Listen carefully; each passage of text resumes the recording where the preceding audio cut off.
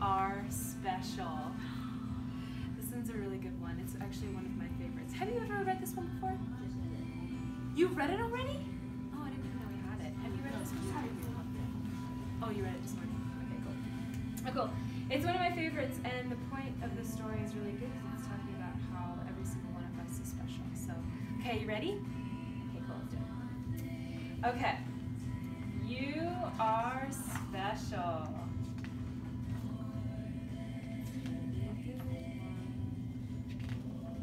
All right.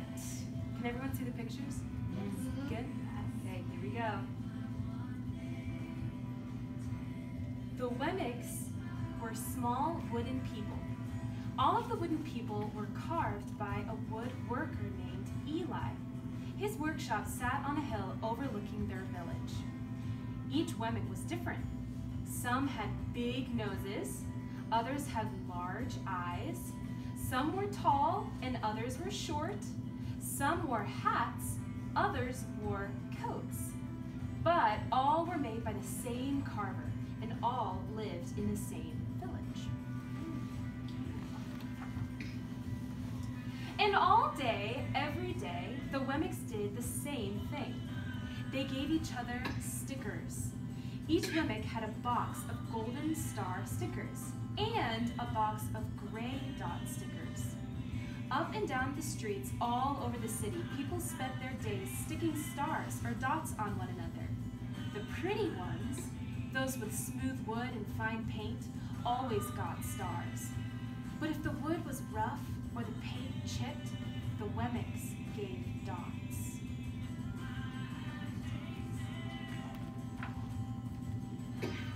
The talented ones got stars too.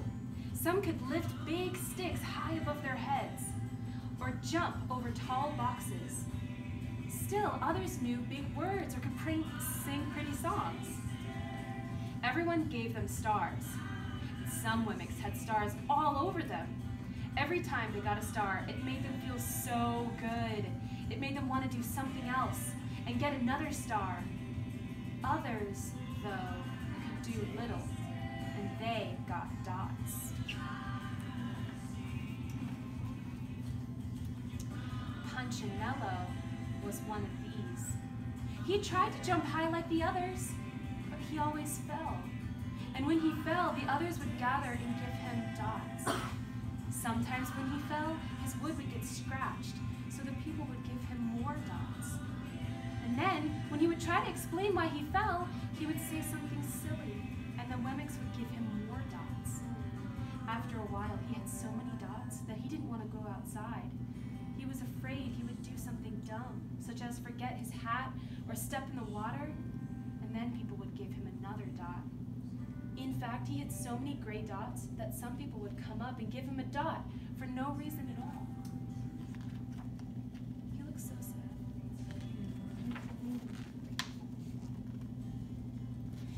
He deserves lots of dots, the wooden people would agree with one another. He's not a good wooden person. After a while, Punchinello believed them. I'm not a good Wemmick, he would say. The few times he went outside, he hung around other Wemmicks who had a lot of dots. He felt better around them. One day, he met a Wemmick who was unlike any he'd ever seen. She had no dots or stars. She was just wooden. Her name was Lucia. It wasn't that people didn't try to give her stickers, it's just that the stickers didn't stick. Some of the Wemmicks admired Lucia for having no dots, so they would run up and give her a star, but it would fall off. Others would look down on her for having no stars, so they would give her a dot, but that wouldn't stay either. That's the way I want to be, thought Punchinello. I don't want anyone's marks. So he asked the stickerless Wemmick how she did it. It's easy, Lucia replied. Every day I go see Eli. Eli? Yes, Eli, the wood carver. I sit in the workshop with him. Why? Why don't you find out for yourself? Go up the hill, he's up there. And with that, the Wemmick who had no stickers turned and skipped away. But will he want to see me? Punchinello cried out.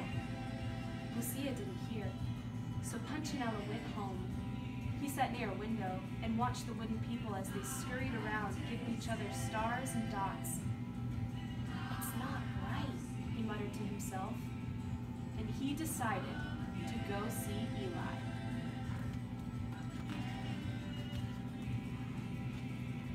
He walked up the narrow path to the top of the hill and stepped into the big shop.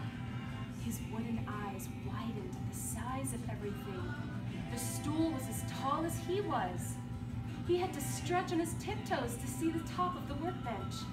A hammer was as long as his arm. Punchinello swallowed hard.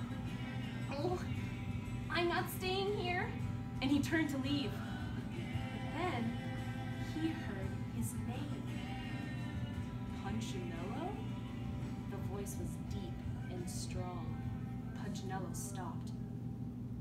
Punchinello! How good to see you! Come and let me have a look at you. Punchinello turned slowly and looked at the large, bearded craftsman. You know my name? The little Wemmick asked. Of course I do. I made you.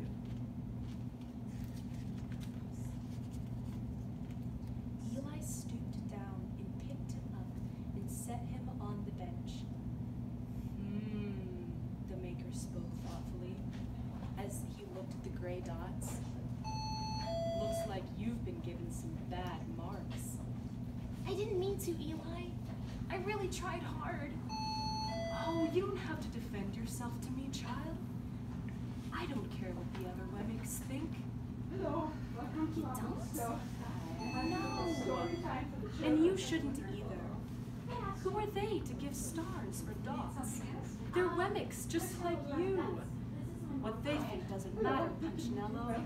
All that matters is what I think. And I think you are pretty special. So we have a little children's story time. So go look around, see if there's anything you like. Punchinello laughed. Enjoy the tea. Me? Special? Why? Those bracelets are. I can't walk fast. I can't jump. Each one has a different My bracelet. paint is peeling. Why do I matter to you? Eli looked at Punchinello, put his hands on those small wooden shoulders, and spoke very softly. Because Down there. you're mine. That's why you matter to me. Punchinello had never had anyone look at him like this, much less his maker. He didn't know what to say. Isn't that so sad? Every day, I've been hoping you'd come, Eli explained. I came because I met someone who had no marks. Said Punchinello. I know. She told me about you. Why don't the stickers stay on her? The maker spoke softly. Because she has decided that what I think is more important than what they think. The stickers only stick if you let them. What? The stickers only stick if they matter to you. The more you trust my love, the less you care about their stickers. I'm not sure I understand. Eli smiled. You will. But it will take time. You've got a lot of marks. For now, just come to see me every day. And let me remind you how much I care. Eli lifted Punchinello off the bench and set him on the ground. Remember, Eli said as the women walked out the door, you are special because I made you, and I don't make mistakes. Punchinello didn't stop, but in his heart he thought, I think he really means it. and when he did, a dot